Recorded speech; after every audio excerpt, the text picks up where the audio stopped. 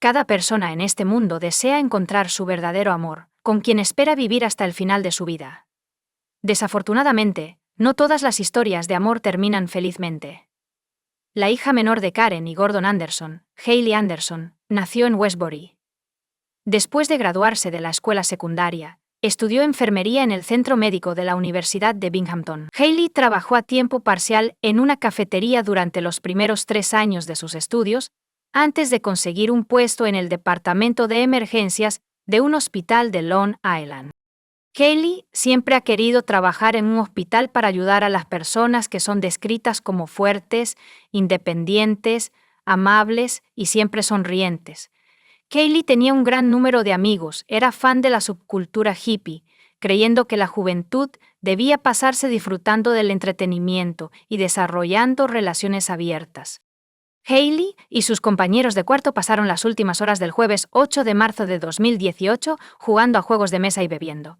La reunión terminó justo antes de las 4 a.m., luego todos se fueron a la cama. Cuando la compañera de cuarto de Hayley, Josie Arden, se despertó unas horas más tarde, no se sorprendió de que Hayley no estuviera en la cama, dado su estilo de vida independiente en la universidad. Sin embargo, a medida que avanzaba el día y Hayley no se presentaba a una reunión planeada con Josie y otros amigos en un bar, las preocupaciones aumentaron. Notablemente, Hayley no había publicado nada en las redes sociales en todo el día, y las llamadas y mensajes a su teléfono celular no habían sido respondidos.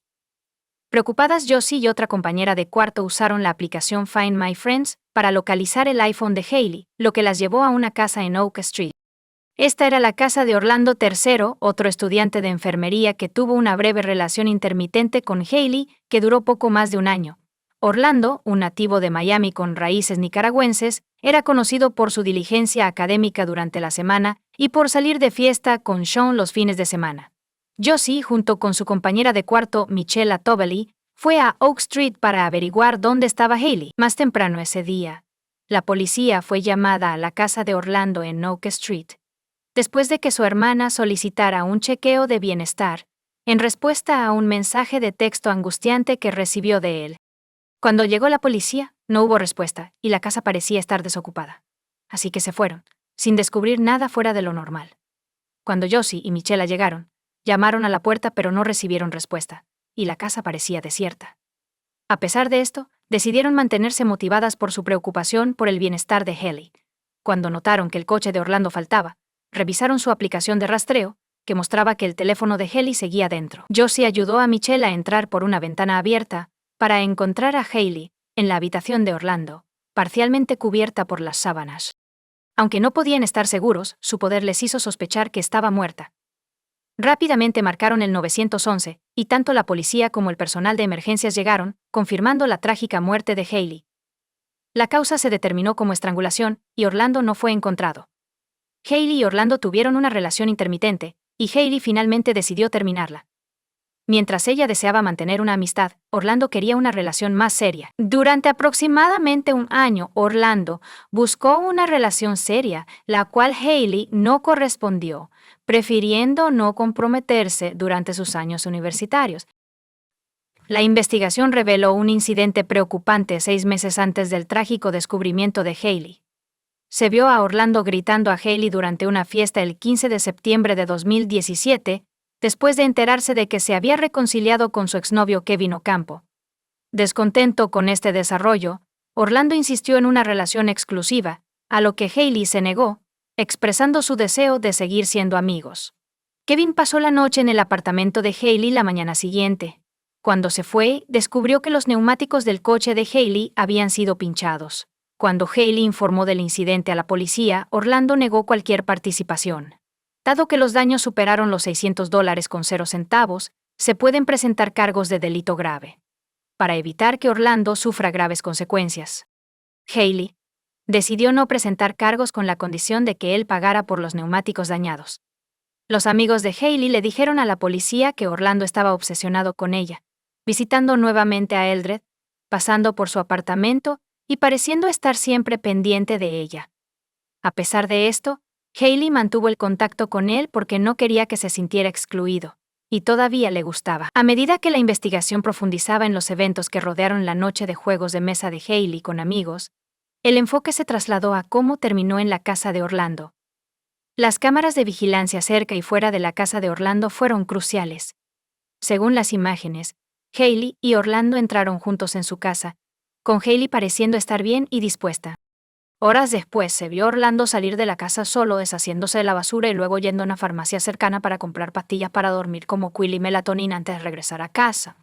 Las imágenes siguientes mostraron a Orlando saliendo de nuevo. 7 horas después estaba descendiendo al sótano de la casa. La policía sospechaba que en este punto Orlando intentó suicidarse con ganchos y una cuerda, lo que resultó en lesiones.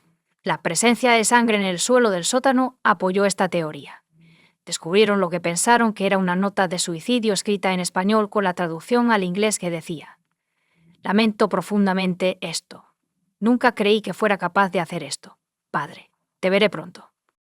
El padre de Orlando murió hace 5 años. Creían que la nota era más que una simple nota de suicidio. Sin embargo, una confesión de las grabaciones de vigilancia mostró a Orlando saliendo de la casa más tarde con una maleta, y las autoridades rastrearon sus movimientos hasta el aeropuerto internacional JFK. Se descubrió que había abordado un vuelo a Nicaragua utilizando su doble ciudadanía, mientras su madre permanecía en el país. A pesar de su doble nacionalidad, las autoridades estadounidenses acusaron a Orlando de asesinato en segundo grado con la esperanza de iniciar los procedimientos de extradición. La extradición, por otro lado, no era obligatoria en Nicaragua debido a su ciudadanía. No obstante, Nicaragua lanzó una búsqueda masiva de Orlando y lo encontró en un hospital en la ciudad de León. Solo 5 días después de la muerte de Hailey, buscaba atención médica por las lesiones sufridas durante su intento de suicidio. El proceso de extradición fue un intercambio de 1 año entre nosotros y las autoridades nicaragüenses. Eventualmente, las autoridades nicaragüenses concluyeron que habían reunido suficientes pruebas para acusar a Orlando y proceder con el juicio. Contrario a las expectativas de Estados Unidos, el juicio tendría lugar en Nicaragua, con cargos que diferían de los de Estados Unidos. Orlando fue acusado de feminicidio, un crimen de odio en Nicaragua que implica el asesinato de una mujer debido a su género y su relación previa con el perpetrador. Las diferencias también eran evidentes en los procedimientos judiciales. En Nicaragua no había jurado. En su lugar, un juez escuchaba los argumentos tanto de la acusación como de la defensa antes de tomar una decisión. Además, Orlando no estaba obligado a presentar una declaración. Según el caso de la fiscalía, Hailey entró voluntariamente en la casa de Orlando, y él la estranguló hasta matarla poco después, posiblemente mientras ella dormía. La fiscalía argumentó que la obsesión de Orlando con Hailey había alcanzado un nivel peligroso, y que si él no podía tenerla, nadie más debería. Hipotetizaron que Orlando estranguló a Hailey por celos debido a su rechazo a una relación seria. Esta supuesta rabia aparentemente se había estado acumulando durante 6 meses, comenzando en una fiesta donde Orlando descubrió que Hailey se había reunido con su exnovio. Testigos de los Estados Unidos testificaron por videoconferencia, relatando el comportamiento obsesivo de Orlando hacia Hailey, que incluía pasar conduciendo y llamar a su apartamento, así como detalles sobre el incidente de los neumáticos pinchados. El juez vio las grabaciones de vigilancia desde fuera de la casa de Orlando que mostraban cómo entraba con Hailey y salía solo. El tribunal también escuchó sobre el intento de suicidio de Orlando y la nota que dejó para su familia, lo que añadió contexto a la trágica muerte de Hailey. El Dr. James Tercy, el patólogo que realizó la autopsia de Hailey, testificó que su muerte fue causada por asfixia por compresión del cuello. El tribunal se enteró de que Hailey fue asfixiada mediante compresión manual del cuello, con un elemento de estrangulación por ligadura visible debido a la implicación del collar que llevaba puesto. Según la fiscalía, Hailey fue asesinada porque se negó a tener una relación con Orlando.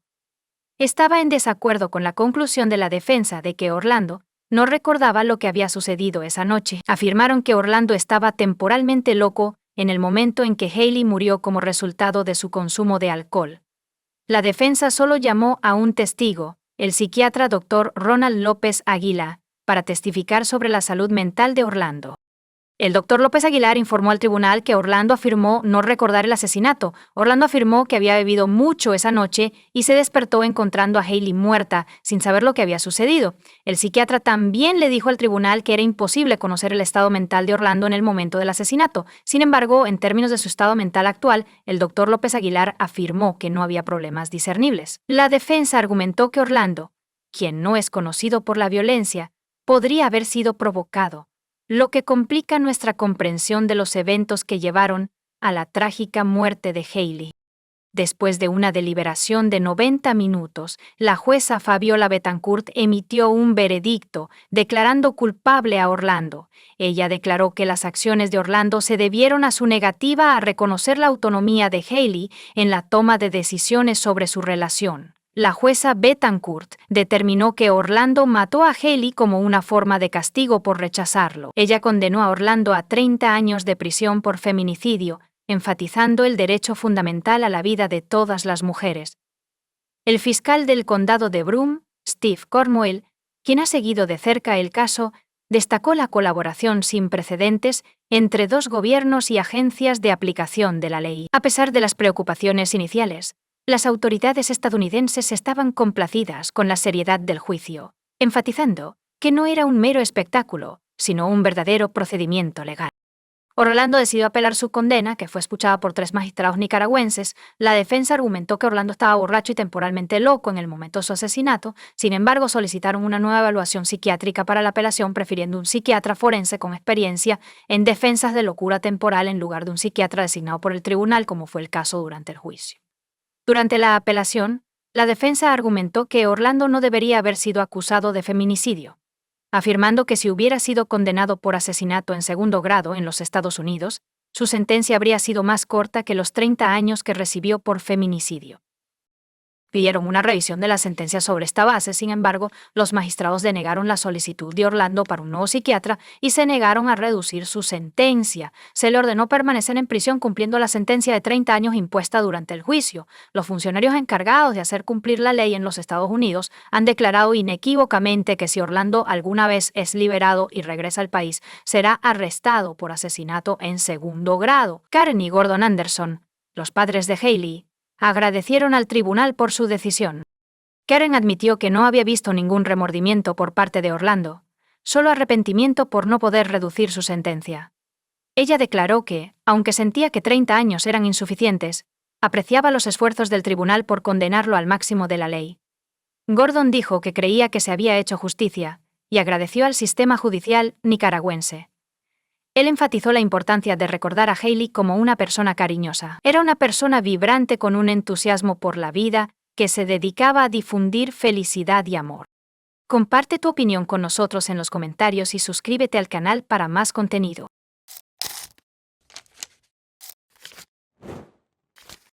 Hola chicos, bienvenidos a mi canal y hoy vamos a echar un vistazo a otro caso horrible con ustedes. Hoy veremos lo que sucedió en San Antonio, Texas, en 2007. Amber Belken, de 25 años, trabajaba en una tienda de videojuegos el 29 de enero de 2007. Cuando el gerente llegó para revisarla, descubrió que estaba muerta en la parte trasera de la tienda después de que no pudo abrir a tiempo. A las autoridades les tomó más de un año aprehender al sospechoso. Amber Marie Belken nació el 6 de diciembre de 1981 en San Antonio. Era la única hija en su familia. Sus padres la describían como extremadamente enérgica, ambiciosa y responsable. Amber había sido gerente en una tienda de videojuegos durante casi 3 años. Y el 29 de enero tenía otro turno. La tienda estaba programada para abrir a las 10 a.m., pero ella siempre llegaba al trabajo alrededor de las 9 a.m. Antes de abrir la tienda, ella sacaba el dinero de la caja fuerte del día anterior y lo llevaba al banco de al lado. Se hacía para que no se acumularan grandes sumas de dinero en la tienda. Amber llegó al trabajo alrededor de las 9 a.m. en ese día de enero, como lo hacía todos los días. La tienda en la que trabajaba formaba parte de una gran cadena internacional. Sin embargo, Amber no abrió la tienda a las 10 a.m. ese día, como se descubrió más tarde. Alrededor del mediodía, el gerente regional contactó al gerente de otra tienda en San Antonio y le pidió que se diera una vuelta para averiguar por qué Amber no había depositado el dinero, y la tienda seguía cerrada. Amber tampoco respondió a las llamadas telefónicas, lo que generó sospechas y preocupación. El empleado que fue a revisar a Amber se llama Mariano Rivera. Después de llegar al lugar, notó un coche blanco similar al de Amber. La entrada de la tienda estaba cerrada y no podía ver a nadie a través de las ventanas de vidrio. Llamó a la puerta varias veces, pero nadie salió. Así que se fue. Regresó unas 2 horas más tarde para echar otro vistazo. Mirando a través de las ventanas de la tienda, Rivera vio al asistente Amber, Brandon. Llamó a la puerta, y Brandon lo dejó entrar. Rivera le preguntó a Brandon si había visto a Amber, y él dijo que no. Dijo que acababa de llegar y notó algo extraño en la tienda. Había algunos CDs de dinero y documentos relacionados con el trabajo en el suelo. Rivera entró en la habitación trasera y hizo un descubrimiento espantoso. El cuerpo sin vida de Amber yacía en el suelo boca abajo con una bolsa de plástico sobre su cabeza. Más tarde los expertos forenses determinarán que la causa de su muerte fue la estrangulación. Rivera marcó inmediatamente el 911, y pronto la policía acordonó la tienda. Los detectives descubrieron que Amber no entregó dinero al banco como lo haría cualquier otro día. Sin embargo, la caja fuerte en la tienda estaba vacía, lo que implica que hubo un robo que salió mal. Es posible que el ladrón se encontrara con Amber y decidiera eliminarla como testigo. El horario de Amber indicaba que el crimen ocurrió entre las 9 y las 10 de la mañana. Desafortunadamente, no había cámaras de vigilancia en la tienda, lo que podría haber ayudado enormemente a la investigación, así que la policía tuvo que buscar pistas alternativas. Primero, los detectives interrogaron a Mariano Rivera y Brandon Bale, quienes descubrieron el cuerpo, describieron cómo y en qué circunstancias llegaron a la tienda y descubrieron la muerte de Amber. Según la gerencia de la tienda, faltaban aproximadamente $2,000 con 0 centavos de la caja fuerte, junto con algunos CDs de videojuegos y 3 o 4 consolas de PlayStation. El total de los daños en la tienda ascendió a $6,000 con 0 centavos. La policía interrogó a los empleados de los negocios vecinos a la tienda, pero no obtuvieron los resultados deseados. Nadie había visto ni oído nada. Mientras la policía estaba ocupada en la escena del crimen, la noticia se esparció por todo San Antonio, y los representantes de los medios de comunicación se agolpaban en el estacionamiento frente a la tienda. El padre de Amber, Randy Belken, se enteró del incidente por las noticias. Cuando vio la dirección de la tienda donde ocurrió el crimen, se subió inmediatamente a su coche y condujo hasta allí. Cuando llegó, habló con un detective, quien desafortunadamente le informó que la víctima del crimen era su hija. Este evento dividió la vida de Randy en 2 partes, antes y después. Pronto, la madre de Amber, la Elia, llegó a la tienda. Mirando a los ojos de su esposo, se dio cuenta de que su único hijo ya no estaba con ellos. Después de examinar la escena del crimen, los detectives concluyeron que el criminal salió de la tienda por la puerta trasera, por lo que nadie lo vio. Sin embargo, la conclusión principal fue que el criminal estaba familiarizado con el horario de la tienda. Sabía que el dinero se entregaba al banco entre las 9 y las 10 de la mañana. También sabía que no había cámaras de vigilancia en esta tienda. Esto es algo que solo un ex empleado o un empleado actual de la empresa sabría. La primera persona seriamente sospechada de estar involucrada en el crimen fue el asistente de Amber, Brandon Bale. Estaba íntimamente familiarizado con las operaciones de la tienda, y ya estaba dentro cuando un gerente de otra ubicación llegó para verificar la salud de Amber. Cuando Brandon llegó al trabajo, sabía que la tienda debería haber estado abierta unas horas antes, pero aún estaba cerrada. A pesar de esto, abrió la puerta con su llave, entró y luego la cerró con llave. Notó signos de lucha dentro, pero por alguna razón, no entró en la habitación trasera para ver si Amber estaba presente. Y, después de hablar con la gerencia de la empresa, los detectives descubrieron que Amber, una gerente de tienda, estaba descontenta con el trabajo de Brandon y quería que lo despidieran. Le informó a su madre que Brandon tiene un mal carácter y no desempeña adecuadamente sus funciones laborales, pero una disputa con Amber podría llevar a Brandon a cometer un crimen. Los detectives comenzaron a buscar respuestas a esta pregunta. El oficial registró el coche y la casa de Brandon después de recibir una orden de registro, con la esperanza de localizar los CDs y las consolas de PlayStation robadas de la tienda. Sin embargo, no se descubrió ninguno de los anteriores. Durante el interrogatorio, Brandon declaró que llegó a la tienda alrededor de las 2 p.m. Se sorprendió de que la tienda todavía estuviera cerrada. Dijo que abrió la puerta con su llave porque no pensaba que Amber estuviera dentro.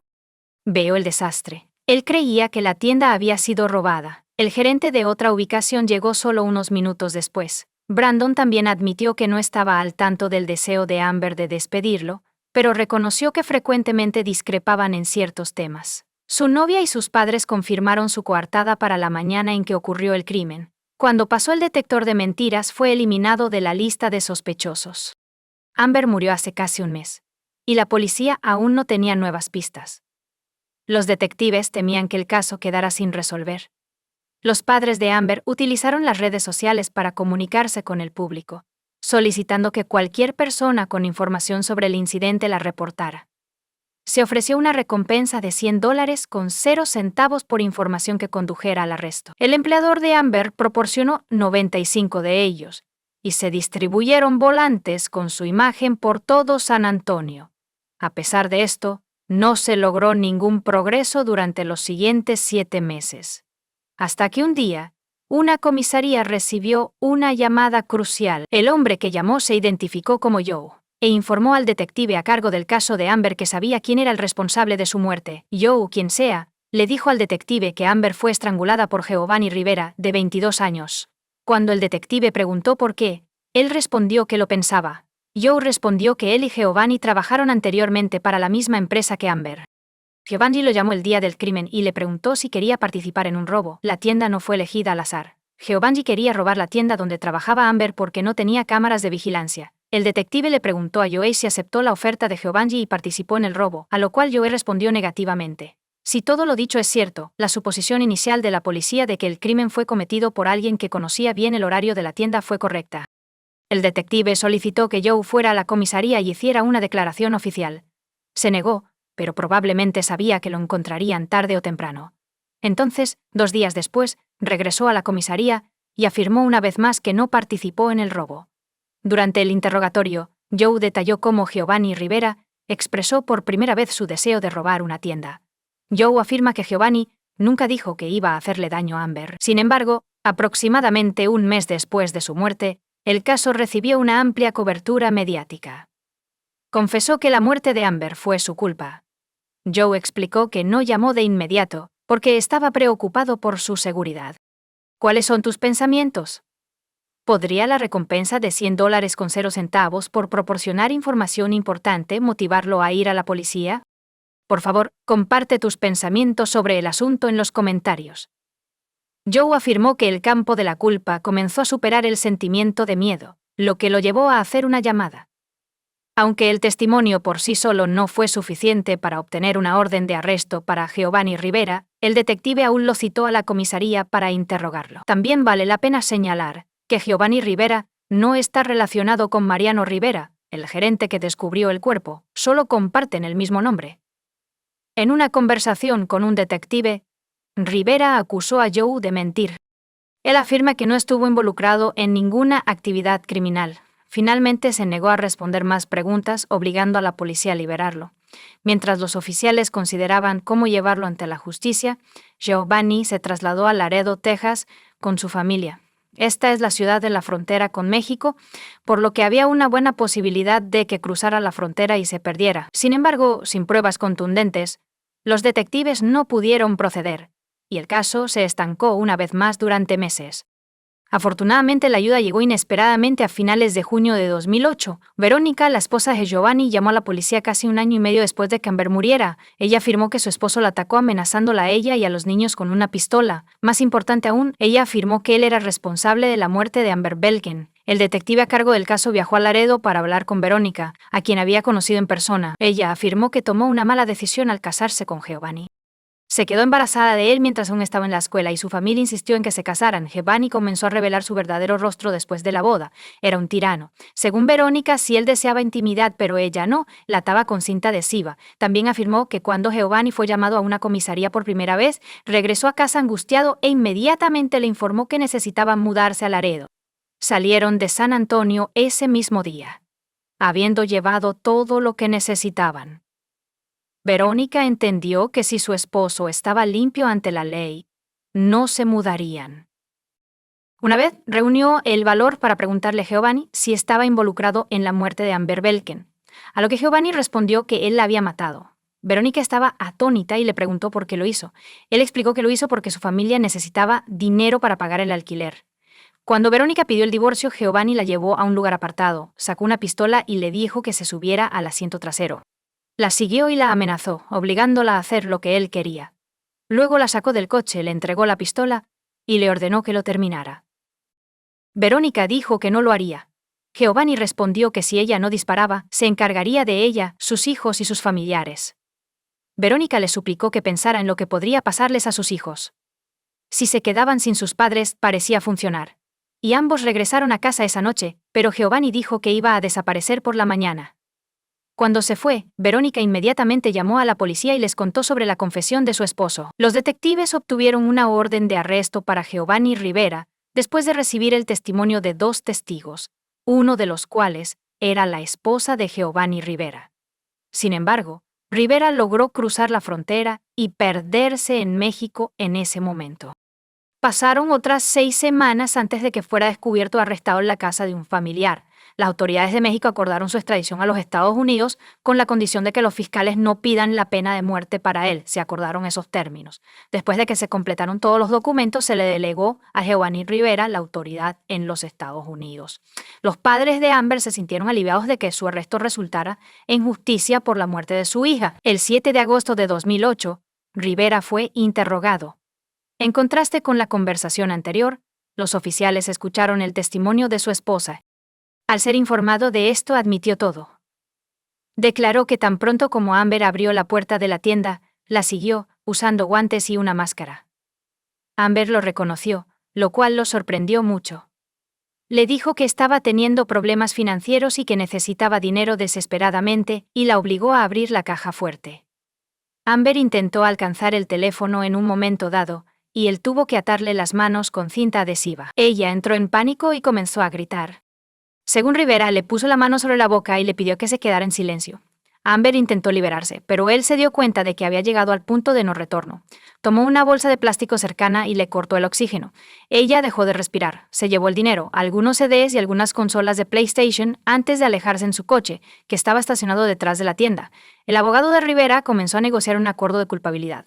La oficina del fiscal del distrito tardó casi 1 año y medio en aceptar este acuerdo, que excluía una cadena perpetua sin posibilidad de libertad condicional. Dado los riesgos de un juicio conjurado y el hecho de que las apelaciones pueden tardar años en ser escuchadas, los fiscales concluyeron que el acuerdo de culpabilidad era el mejor resultado posible para la familia Belken. Giovanni Rivera recibió una sentencia a cadena perpetua como resultado del acuerdo en abril de 2010. Deberá cumplir 30 años de prisión antes de poder solicitar la libertad condicional. Amber les ha prometido a sus familiares y amigos que harán todo lo posible para asegurarse de que él nunca salga libre. Las autoridades no dijeron si alguien recibió la recompensa de $100,000 con 0 centavos ofrecida por ayudar en la búsqueda del perpetrador. Comparte tu opinión con nosotros en los comentarios y suscríbete al canal para más.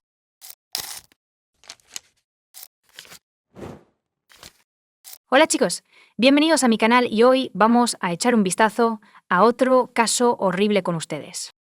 El caso de la familia West involucra la misteriosa muerte de una glamorosa ama de casa. ¿Alguna vez te has preguntado qué hay debajo de la superficie de una familia aparentemente perfecta? Según los psicólogos, cuanto más intentan las personas retratar una vida familiar ideal, feliz y próspera, más graves se vuelven los problemas subyacentes en las relaciones. Típicamente, estas personas están preocupadas por las percepciones sociales, buscando constantemente aprobación y validación. Los resentimientos pueden acumularse con el tiempo dentro de estas unidades familiares perfectas, a menudo estallando de maneras inesperadas y drásticas. La familia West parecía ser una familia fuerte, feliz y próspera, y lo más probable es que lo fueran hasta que dejaron de serlo. La pareja había estado casada durante 14 años y medio, tenían una hija juntos, y nunca le habían dado a nadie motivo para sospechar de problemas en su matrimonio. Eso fue hasta la madrugada del 13 de enero de 2018, cuando la Ciara West, de 42 años, fue encontrada muerta cerca de su hogar. Esta enrevesada historia generó más preguntas que respuestas. El incidente parecía ser tanto un accidente extraño como un homicidio deliberado. A pesar de que el caso ha sido cerrado y los condenados están cumpliendo sus penas, muchas personas han apoyado al presunto perpetrador en lugar de a la víctima fallecida. Para entender por qué, debemos profundizar en la historia de la familia West desde el principio y desmentir los rumores de larga data sobre la doble vida de la difunta ama de casa. ¿Quién fue Kathleen West? Kathleen Dawn West, también conocida como Martin, nació el 15 de febrero de 1975 en el pequeño pueblo de Abbey, Florida. El único hijo de Nancy, Jonathan Martin, creció en un entorno familiar humilde y modesto. De niña, deseaba tener un hermano menor, pero los problemas de salud de su madre le impidieron realizar su sueño. Quizás por eso Kathleen estaba tan apegada a las muñecas, tratándolas como si fueran seres vivos, cantándoles y acunándolas en la escuela. Kathleen era bien conocida por su belleza y sociabilidad, y era una ávida fanática del deporte y la danza. Sin embargo, durante su adolescencia comenzó a exhibir síntomas del trastorno afectivo bipolar, que incluían depresión y ansiedad, así como períodos de hipertermia, estado de ánimo persistentemente elevado y agitación motora. Desafortunadamente, sus padres no se dieron cuenta de su condición hasta más tarde. Kathleen ya había recurrido al alcohol para lidiar con sus emociones. En sus 20, la causa raíz de sus problemas solo fue descubierta mientras recibía tratamiento para el alcoholismo. Kathleen pudo superar su alcoholismo. Sin embargo, manejar su trastorno bipolar resultó ser más difícil, necesitando varios medicamentos potentes con interacciones y efectos secundarios complejos. Finalmente, el trastorno fue controlado. Aunque tuvo que seguir tomando medicamentos hasta su prematura muerte, Kathleen deseaba un matrimonio y una familia con hijos, pero su vida personal estuvo llena de dificultades, posiblemente debido a su trastorno psicológico y al alcoholismo. No obstante, la rubia atractiva tenía muchos admiradores, ya que era el alma de la fiesta y disfrutaba estar en el centro de atención. Kathleen quería ser modelo cuando era más joven, así que iba a castings y experimentaba con diferentes looks. Marilyn Monroe, la icónica estrella de cine y símbolo de estilo de los años 50, despertó especialmente su interés. Vio las películas de Monroe varias veces, coleccionó carteles y emuló su estilo e imagen. Cabe destacar que Kathleen tenía un sorprendente parecido con su ídolo, lo cual aprovechó y atesoró con orgullo. Aunque el sueño de Kathleen de convertirse en una modelo famosa nunca se hizo realidad. Sus fotografías eran frecuentemente publicadas en revistas locales, ganándole algo de reconocimiento, una base de fans y alguna que otra mención en las calles de su ciudad natal. A los 28. Finalmente conoció a William West, el hombre con quien planeaba formar una familia. William Jeffrey West, más conocido por su segundo nombre, nació en 1970 en Alabama en una familia típica. Desde joven, aspiraba a trabajar en el ejército o en la aplicación de la ley. Era un estudiante trabajador y un ávido aficionado a los deportes. Era fuerte, en forma y muy concentrado. William se unió a las Fuerzas Armadas de EA, a principios de la década de 1990, comenzando como oficial de policía militar. Su dedicación lo llevó a trabajar como reclutador militar, alistando a personas en el ejército y la marina. Eventualmente, se convirtió en el jefe de la división de reclutamiento. William dedicó 2 décadas de su vida al servicio militar. William eligió continuar su educación mientras seguía con su carrera militar. Tiene una licenciatura en Relaciones Públicas de la Universidad de Carolina del Sur. Continuó sus estudios en Justicia Penal y Gestión de Desastres y Emergencias, obteniendo eventualmente una maestría. William era inteligente, sereno y orientado a objetivos, aunque modesto e introvertido. Prefería las reuniones tranquilas a las fiestas ruidosas y generalmente evitaba el centro de atención. Se casó joven y fue padre de 2 hijos. Se le consideraba un hombre de familia dedicado y un padre responsable. Después de su jubilación militar, William trabajó como cabo en el departamento de policía de una ciudad universitaria. Se le encargó garantizar la seguridad de la comunidad del campus y abordó sus deberes con seriedad y responsabilidad. A pesar de recibir un arma de servicio, nunca tuvo que usarla durante su carrera. Kathleen y Jeffrey, una pareja extraña pero feliz, cruzaron sus caminos a mediados de la década de 2000. Jeffrey todavía estaba en el ejército en ese momento, y estaba casado con su primera esposa. Parecía poco probable que el severo y callado militar tuviera algo en común con la llamativa, audaz y buscadora de atención rubia, pero sintieron una atracción mutua instantánea. Su diferencia de edad de 5 años, el matrimonio existente de Jeffrey y las luchas periódicas de Kathleen con el alcohol, con las que él luchaba constantemente, no disuadieron su relación. Jeffrey rápidamente solicitó el divorcio para estar con su nuevo amor. Se casaron inesperadamente en una capilla de Las Vegas, después de conocerse durante menos de 5 meses. En 2005. La pareja dio la bienvenida a su única hija, una niña llamada Lola. Se mudaron a Calera, Alabama, el estado natal de Jeffrey, y se instalaron en una acogedora casa construida a medida. Kathleen diseñó personalmente su dormitorio. Los vecinos elogiaron la casa de los West, que estaba decorada con retratos de su ídolo, Marilyn Monroe, y los describieron como una pareja feliz. A pesar de ser diametralmente opuestos, Kathleen siempre se esfuerza por lucir deslumbrante y atractiva, usando maquillaje audaz, peinados elegantes y atuendos al estilo de Barbie. Le gustaba llamar la atención de la gente y recibir cumplidos, siempre apareciendo alegre y sonriente. Jeffrey, por otro lado, parecía opacado por su presencia, apareciendo reservado, serio y altamente disciplinado, un reflejo de su larga carrera militar y la doble vida de una rubia como ama de casa y gatita. A pesar de sus mejores esfuerzos y su apariencia llamativa, Kathleen no pudo establecer una exitosa carrera como modelo. Después del matrimonio y el nacimiento de su hija, se concentró en crear un hogar cómodo y en criar a su hija. Sin embargo, la vida mundana de ama de casa era insuficiente. Deseaba atención y reconocimiento. Con el auge de las redes sociales a finales de la década de 2000, comenzó a publicar fotos en línea de manera activa. Inicialmente estas eran fotografías inocentes con temática de Barbie o Marilyn Monroe. Sin embargo, gradualmente se volvieron más provocativas y atrevidas. Según amigos cercanos, su esposo no solo apoyó su nuevo pasatiempo, sino que también actuó frecuentemente como su fotógrafo personal.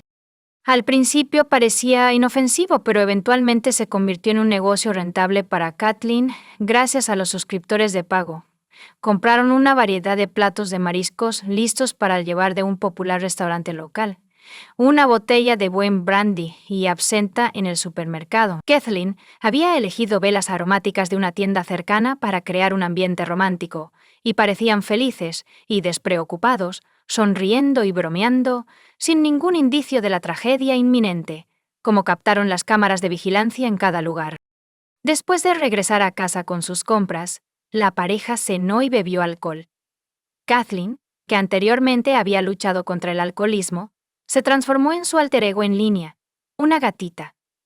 Le pidió a Jeff que hiciera una sesión de fotos sexy, primero en lencería y luego sin ropa. Jeff, quien no se opuso, tomó varias fotos reveladoras, las cuales fueron publicadas en el perfil privado de Solo para fans de Kathleen, alrededor de las 10 p.m. Sin embargo, la velada romántica que se suponía que terminaría en una noche apasionada, se convirtió rápidamente en una pesadilla, resultando en un desenlace trágico. El cuerpo fue encontrado en la carretera temprano el 13 de enero. Alrededor de las 5 a.m. una joven vecina del oeste se dirigía a su trabajo. El sol aún no había salido, pero afuera estaba lo suficientemente iluminado. Al pasar por el lado oeste de su casa notó algo que se estaba desacelerando, pero le tomó un momento darse cuenta de qué era. Rápidamente notó a una mujer casi completamente desnuda, tendida, inmóvil en la carretera. También pensó que vio a alguien parado en el umbral de la casa, quien rápidamente desapareció en las sombras cuando ella se acercó durante el interrogatorio. No podía decir si esta persona entró en la casa o huyó por la calle. Asustada e insegura de qué hacer, la joven dudó antes de acercarse al cuerpo, regresó a casa, informó a sus padres, y todos llamaron a los servicios de emergencia para reportar el horrible descubrimiento. Mientras esperaban la asistencia, se acercaron a regañadientes a la mujer en el suelo, a quien reconocieron como la Sian West, y le tomaron el pulso. Desafortunadamente no había ninguno. Su cuerpo estaba frío y mostraba signos de rigor mortis. Kathleen fue encontrada boca abajo, principalmente en la acera, vistiendo solo un sujetador rosa brillante. Se había formado un charco de sangre bajo su cabeza, y había una botella de absenta cerca. Parte de su contenido se derramó en la carretera, dejando manchas de sangre en las botellas. Su teléfono inteligente destrozado yacía cerca. Debido a que era una zona residencial tranquila, no había otros testigos esa noche. Así, el intervalo de tiempo entre la última vez que se vio el coche de los West, alrededor de las 8:30 p.m. El cuerpo sin vida de Kathleen fue descubierto por un vecino a las 5 a.m., y sigue siendo un misterio, probablemente presenciado solo por su esposo. ¿Qué está ocultando el señor West? El detective Michael Melhoff, uno de los primeros en llegar a la escena, se dirigió a la casa donde se descubrió el cuerpo de la mujer. Un hombre respondió a la puerta, pareciendo ansioso pero alegando ignorancia de las circunstancias. Cuando se le preguntó sobre el paradero de su esposa, explicó que acababa de despertarse y no la encontró en la cama. El detective luego le pidió que saliera, diciéndole que se había descubierto el cuerpo de una mujer, identificada por los vecinos como Kathleen West, cerca de la casa. El hombre con chaqueta persiguió al oficial y confirmó que la fallecida era efectivamente su esposa. Sin embargo, la reacción de Jeff fue inusualmente tranquila. No se apresuró hacia el cuerpo, llorando o gritando. Cuando se le preguntó sobre su paradero y actividades esa noche, el señor West declaró que había dormido profundamente porque habían estado bebiendo la noche anterior, y se le preguntó qué pensaba que había sucedido.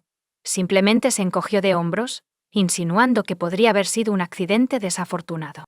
El señor West también reveló que su esposa tenía trastorno afectivo bipolar, necesitaba medicación y luchaba con el alcohol, comportándose de manera errática cuando estaba ebria. Mencionó que ella solía saltar en su trampolín del patio trasero, a veces fallando y lastimándose.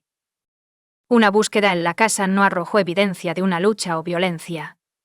2 copas y una botella de brandy medio vacía estaban sobre la mesa de la cocina, junto a platos con restos de comida. Sus tacones altos, capturados en sus últimas fotos, yacían debajo de la mesa, y la ropa interior que coincidía con el sujetador que llevaba puesto cuando la encontraron estaba en el suelo. Sin embargo, varios pañuelos manchados de sangre en la basura y una botella de limpiador abierta generaron preocupaciones. Ese día, Jeffrey fue arrestado como el principal y único sospechoso del caso. Jeffrey anotó en la cronología de los eventos que describían su última noche con su esposa que ella bebió en exceso, lo cual no le gustaba. Después de la reveladora sesión de fotos, él esperaba que se trasladaran al dormitorio para un ambiente más íntimo. Se alejó para ducharse unos minutos y regresó para encontrar a su esposa todavía sentada en la mesa, bebiendo absenta directamente de la botella y enviando mensajes en su teléfono. Kathleen ignoró las peticiones de Jeff de guardar el dispositivo. Intentó arrebatarle el teléfono de las manos, lo que resultó en una pequeña pelea en la que accidentalmente le dio un codazo en la cara a su esposa, haciendo que unas gotas de sangre fluyeran de su nariz. Según él, esta es la sangre encontrada en las servilletas desechadas por la policía. El señor West finalmente tomó el teléfono de su esposa y después de abrir la puerta, lo arrojó a la oscuridad. Declaró que después de esto se dio la vuelta y se fue a la cama. Estaba seguro de que su cónyuge eventualmente se calmaría y se uniría a él. Supuestamente no tenía idea de cómo habían progresado los eventos hasta que la policía llamó a su puerta y preguntó por Kathleen.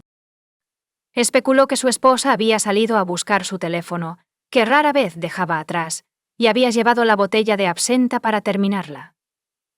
También sugirió que podría haberse caído, golpeado la cabeza con la botella, perdido el conocimiento y congelarse hasta morir, o que había sido atacada. El señor West no pudo explicar por qué a la Ciara. West le faltaba la parte inferior de su atractivo conjunto de lencería rosa, o por qué fue a buscar su teléfono y sujetador, sin ponerse ninguna prenda exterior que colgaba cerca de la entrada. Explicó tal comportamiento en términos de intoxicación por alcohol y la teoría principal. La historia del sospechoso parecía sospechosa e inconsistente. Afirmó estar demasiado intoxicado para recordar detalles específicos, dejando a la investigación armar la cronología de los eventos. La evidencia era limitada y no había testigos. La autopsia determinó que la mujer de 42 años murió como resultado de un trauma contundente en la cabeza, probablemente causado por la botella de absenta descubierta cerca, agravado por la hipotermia. En el momento del incidente, su nivel de alcohol en sangre estaba por encima del 25%, lo que indica una intoxicación severa con deterioro de la coordinación y un alto riesgo de perder el conocimiento. A primera vista, todo parecía estar en orden. Kathleen, muy ebria, salió a buscar su teléfono, trayendo consigo una botella de absenta sin terminar. Lo más probable es que hubiera perdido el equilibrio al alcanzar su gadget, se hubiera caído, golpeado la cabeza con la botella, perdido el conocimiento, y muerto como resultado de la lesión y la exposición. La botella con manchas de sangre yacía cerca de su cabeza, y el teléfono inteligente, que fue la razón por la que salió de casa, fue descubierto cerca. Sin embargo, la investigación consideró que este escenario era demasiado simplista y montado, y los expertos confirmaron que la herida en la cabeza fue causada por la botella junto al cuerpo. Sin embargo, el análisis forense sugirió que si ella se hubiera caído sola, la botella se habría alejado en lugar de permanecer paralela a su cabeza. Se encontraron las huellas dactilares de Kathleen y su esposo en la botella. Había algunas huellas borrosas que no pudieron ser identificadas. Los investigadores llegaron a una conclusión diferente después de descubrir servilletas manchadas de sangre y una botella abierta de limpiador doméstico en la casa. Su teoría, presentada más tarde como la principal y única plausible en el tribunal, sugería que la pareja discutió por la obsesión de Kathleen con sus suscriptores. En un ataque de ira, Jeff la golpeó con la botella, lo que resultó en su muerte. En un ataque de pánico, intentó simular una caída accidental, limpiando la sangre en la casa pero sin deshacerse adecuadamente de las pruebas. Esta teoría fue parcialmente respaldada por la aplicación de fitness del teléfono de Jeff, que registraba sus pasos. Según la aplicación, estuvo activo en la casa hasta la medianoche y luego de nuevo temprano por la mañana, antes de que llegara la policía, contradiciendo su afirmación de estar dormido. La policía sospechaba que él estaba intentando ocultar pruebas durante esos momentos, posiblemente con la ayuda de un tercero. Durante el interrogatorio, la vecina que descubrió el cuerpo declaró que vio una silueta masculina en la puerta de la casa que se marchó rápidamente en una dirección desconocida. No podía estar segura de si era el señor West o alguien más. En la tenue luz de la mañana temprana, tampoco podía decir si esta persona había entrado en la casa o no. Esta información despertó el interés de los investigadores, dada la popularidad en línea de la fallecida. Tenía muchos admiradores hombres que pagaban para ver las fotos reveladoras del gatito. Como resultado, surgió una teoría que postulaba la existencia de un seguidor obsesionado entre sus suscriptores. Quizás alguien quería conocer a Kathleen en persona y la localizó con la esperanza de establecer una conexión más personal. La ama de casa de mediana edad recibió mensajes de varios hombres, algunos con propuestas inapropiadas, pero ella mantuvo la distancia. No se descubrieron amenazas explícitas ni acoso en las comunicaciones. Hay algunos fans devotos. Vivir en otros estados con coartadas creíbles fue rápidamente descartado como sospechoso. No obstante, las huellas encontradas en la puerta no pertenecían a los propietarios de la casa. Estas huellas desaparecieron en el césped, dejando su origen como un misterio. ¿Podría el señor West haber lastimado a su esposa? Sus vecinos, amigos y familiares describieron a la pareja como feliz y próspera. Jeffrey estaba al tanto de las inusuales actividades en línea de su esposa, pero las consideraba un entretenimiento inofensivo.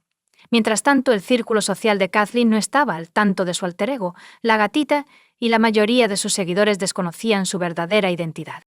Cuando se le preguntó si alguna vez había sido violento con su esposa, Jeffrey lo negó vehementemente, diciendo que la amaba demasiado como para hacerle daño. Sin embargo, las discusiones se habían vuelto una ocurrencia habitual en su hogar. Se descubrió un intercambio de mensajes de texto particularmente revelador del 12 de enero en sus teléfonos, en el cual la pareja discutía acaloradamente. Kathleen reprendió a Jeffrey por no igualar su vivacidad y temperamento, incluso sugiriendo que eran incompatibles. Jeffrey seguía siendo el principal sospechoso, con pruebas forenses e información recopilada que solo insinuaban su culpabilidad. Notablemente, tras su arresto, no solo sus padres, sino también su hija y sus suegros salieron en su defensa, firmemente convencidos de su inocencia y afirmando que nunca podría hacerle daño a su esposa. Juicio y veredicto. Después de ser arrestado, Jeffrey West no pudo pagar la fianza de $500.00 establecida, lo que lo obligó a permanecer en custodia hasta su juicio. Esta espera duró casi 3 años. Se le ofreció un acuerdo de culpabilidad, admitiendo su culpabilidad en la muerte de su esposa a cambio de una sentencia más corta. Sin embargo, Jeffrey se negó firmemente, insistiendo en su inocencia. El juicio, que comenzó en noviembre de 2020, recibió mucha atención mediática, gracias en parte a la reputación en línea de Kathleen. Esta publicidad puso una presión significativa sobre los jueces y jurados. A estas alturas, se había descartado la participación de terceros en los eventos de aquella fatídica noche. La fiscalía sostenía que todas las pruebas apuntaban al señor West. Creían que estaba celoso y golpeó a su esposa con una botella mientras estaba bajo la influencia del alcohol, lo que resultó en lesiones mortales. En un ataque de pánico le sugirieron que montara la escena para que pareciera un accidente y que eliminara las pruebas del interior de la casa. El equipo de defensa de Jeffrey argumentó que la muerte de Kathleen fue accidente, citando sus extremadamente altos niveles de alcohol en sangre como un factor que influyó en su equilibrio y coordinación. La madre de Kathleen dio un testimonio conmovedor en apoyo a su yerno. Describió a su hija como excéntrica, pero insistió en que Jeffrey la amaba incondicionalmente y nunca le haría daño. También pidió al tribunal que considerara a su nieta Lola, quien había perdido a su madre y estaba a punto de perder a su padre. El 11 de enero de 2021, el jurado emitió un veredicto de culpabilidad por homicidio involuntario. Jeffrey recibió una sentencia máxima de 13 años, teniendo en cuenta el tiempo ya cumplido. Notablemente, si hubiera aceptado el acuerdo inicial de culpabilidad, podría haber sido liberado antes. Los recursos de apelación de Jeffrey y sus abogados han sido infructuosos hasta ahora. Comparte tu opinión con nosotros en los comentarios y suscríbete al canal para más contenido.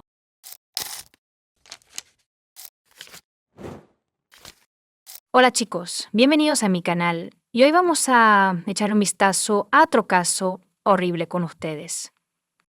En este video, analizamos una historia de 2003 en el estado estadounidense de Dakota del Norte. El 22 de noviembre de 2003, Bruce Giochin, de 22 años, caminaba hacia su coche después de terminar su turno y hablaba por teléfono con su novio. La conversación fue interrumpida abruptamente. El novio de Drew prestó poca atención a esto, lo cual lamentó profundamente más tarde. La joven pronto apareció en la televisión nacional, y sus experiencias influyeron en un cambio en la ley de E.U. Drew Katrina Shodin nació el 26 de septiembre de 1981 en Minneapolis, Minnesota. Ella era la menor de los 2 hijos de Alan y Linda. Los padres de Drew se divorciaron cuando ella tenía 3 años, pero siguieron siendo amigos hasta que cumplió 10.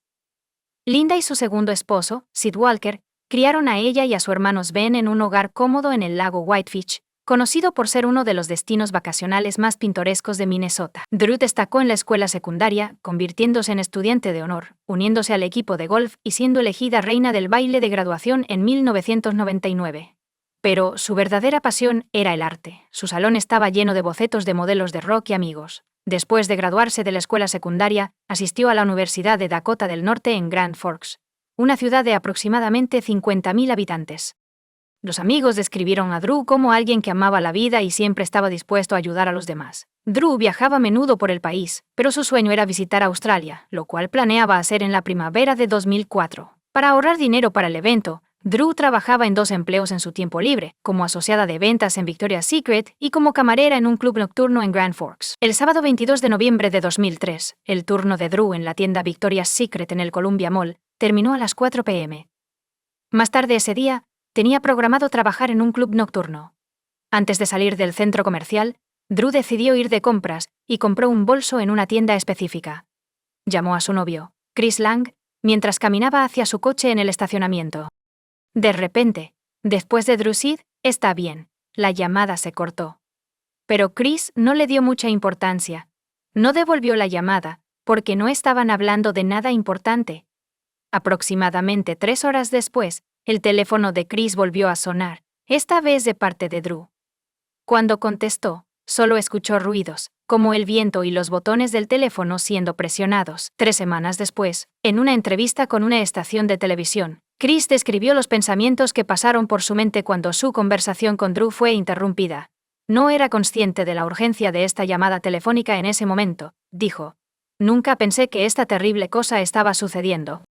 No había sentido de urgencia, simplemente fue una llamada de teléfono móvil que se cortó por una variedad de razones. No tenía idea de que esta terrible cosa estaba sucediendo. Drew vivía en una residencia universitaria, compartiendo una habitación con su amiga Meg Murphy. Casi al mismo tiempo, Chris recibió una extraña llamada telefónica. Meg recibió una llamada del club nocturno, donde estaban tratando de averiguar por qué Drew no había llegado al trabajo y no respondía al teléfono. Era una empleada responsable que siempre llegaba temprano al trabajo, así que su ausencia inmediatamente generó preocupaciones.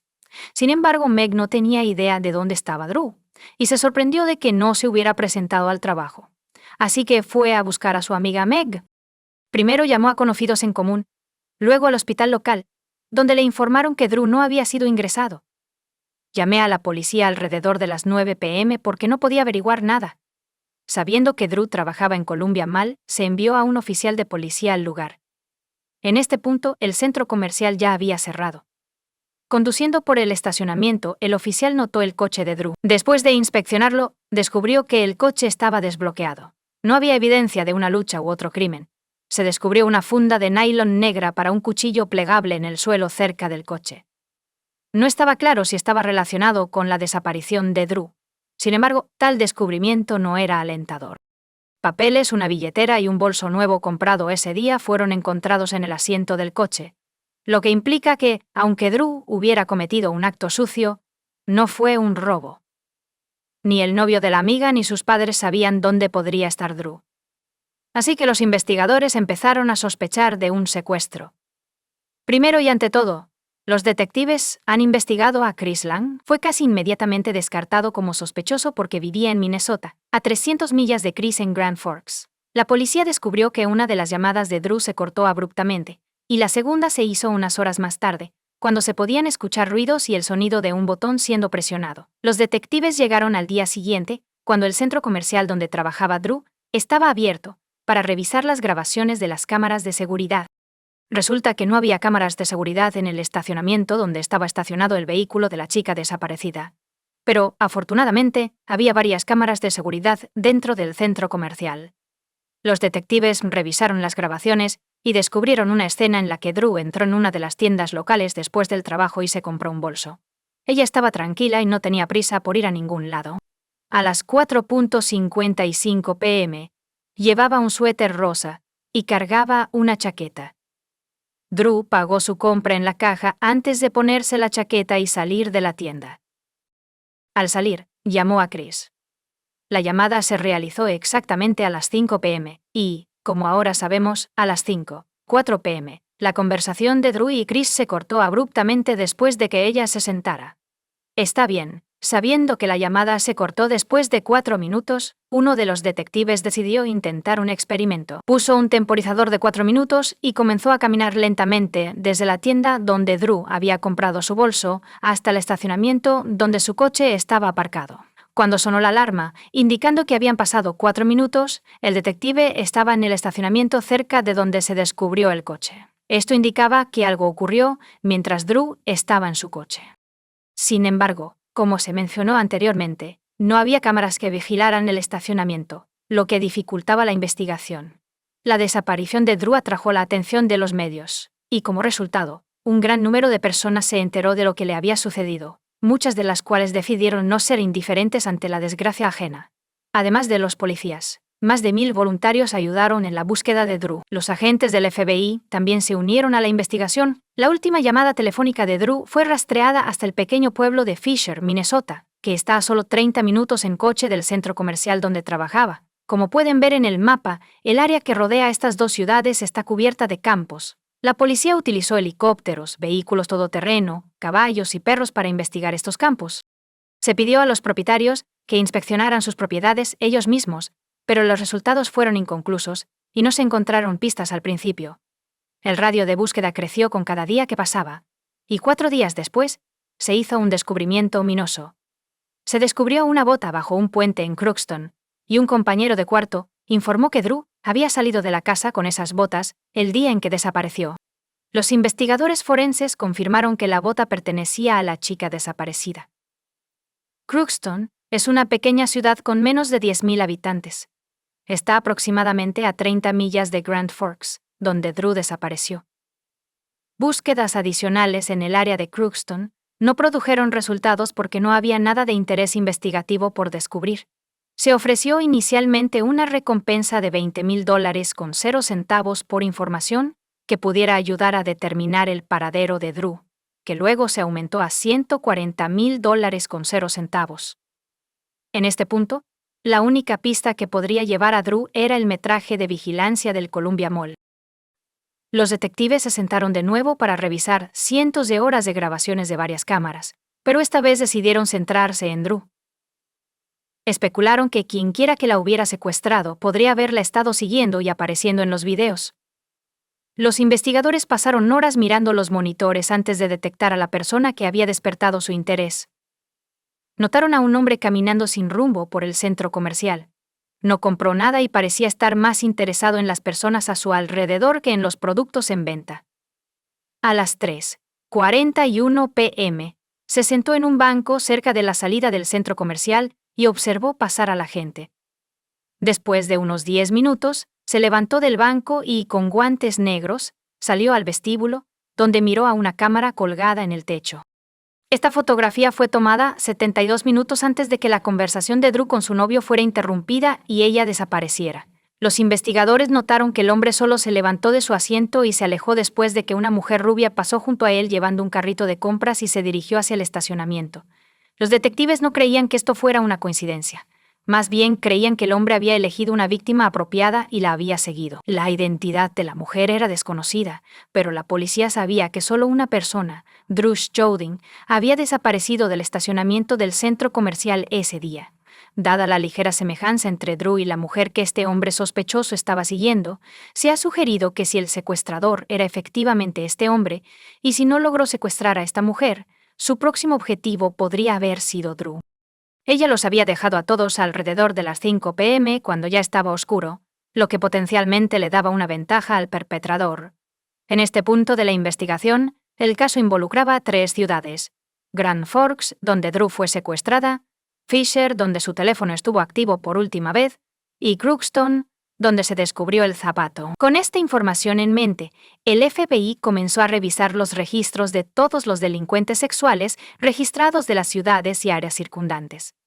Cuando las fotos en los archivos se compararon con la imagen del hombre sospechoso del centro comercial, solo un hombre cumplía con todos los criterios. Y ese era Alfonso Rodríguez Jr., quien tenía un largo historial criminal de cometer delitos contra mujeres. El hombre de 50 años había pasado los 23 años anteriores en prisión. Rodríguez era el segundo de 5 hijos, nacido en Laredo, Texas, en febrero de 1953. 2 trabajadores migrantes, Dolores y Alfonso Rodríguez Jr., afirmaron haber tenido una infancia infeliz, describiendo su vida hogareña como desagradable, porque sus padres eran duros con él y poco razonables en sus exigencias. Su familia se mudó de estado en estado durante 15 años, antes de establecerse en Crookston en 1963. Rodríguez se volvió cada vez más aislado a medida que crecía, exacerbado por las barreras del idioma. Su idioma preferido era el español, y le costaba mucho el inglés, lo que hacía que la escuela fuera particularmente difícil. Finalmente abandonó la escuela en 9º grado y comenzó a trabajar como obrero en la planta de American Crystal Sugar Company, en Crookston.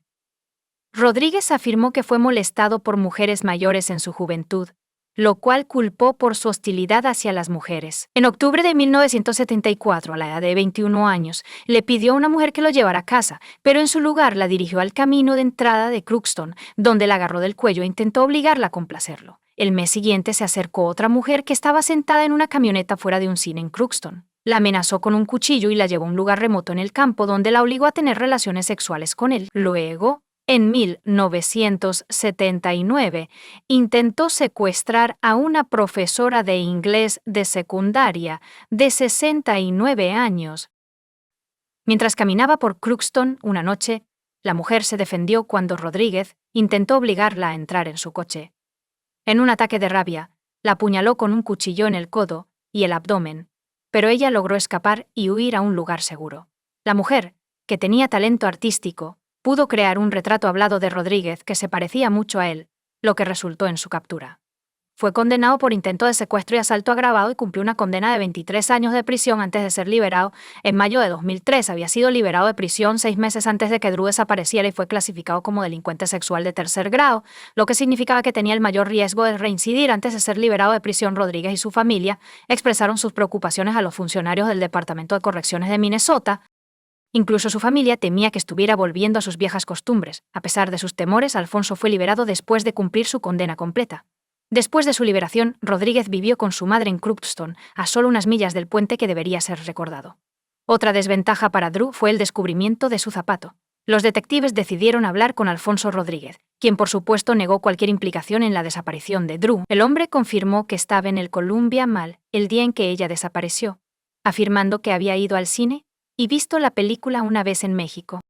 Lo que no se dio cuenta fue que ningún cine en Grand Forks estaba mostrando la película ese día. La policía registró el coche de Rodríguez y se dio cuenta con pesar de que Drew probablemente estaba muerto. En este momento parece poco probable que encontremos a Drew con vida. El sheriff del condado de Grand Forks, Dan Hill, dijo a los reporteros que cree que la misión es más de recuperación que de rescate en este momento. Se descubrieron manchas secas de color rojo oscuro en varios lugares dentro del coche de Rodríguez, que la policía forense determinó más tarde que eran gotas de sangre de Drew. Según la declaración jurada, se encontró sangre en la ventana trasera del lado del pasajero, el asiento trasero y otras áreas del compartimento del pasajero. La sangre sí volvió. Era una coincidencia de ADN con Drew. El sheriff descubrió un cuchillo plegable en el maletero, que coincidía con la funda encontrada en el estacionamiento junto al coche de Drew, utilizando ADN de su cepillo de dientes. También se descubrió un recibo, que indicaba que Rodríguez compró este cuchillo, completo con funda, en una ferretería ubicada a varios cientos de metros del estacionamiento donde Drew desapareció. Aunque Drew no fue encontrada viva ni muerta, los investigadores reunieron suficientes pruebas para acusar a Rodríguez. El hombre fue arrestado 8 días después de que ella desapareciera el 1 de diciembre de 2003. Rodríguez, quien estaba encarcelado en Grand Forks, afirmó que no tenía ninguna implicación en la desaparición de Drew y se negó a hablar con las autoridades o proporcionar información sobre su paradero, a pesar de las pruebas en su contra. Durante una breve audiencia de fianza hace varios días, la fianza para la liberación de Rodríguez se fijó en asombrosos $5 millones con 0 centavos. Mientras él permanecía en silencio bajo custodia, la búsqueda de Drew continuaba sin cesar, enfocándose en estas 3 localidades. La abundancia de nieve en la zona dificultó el trabajo de los buscadores. Este es un movimiento sin precedentes.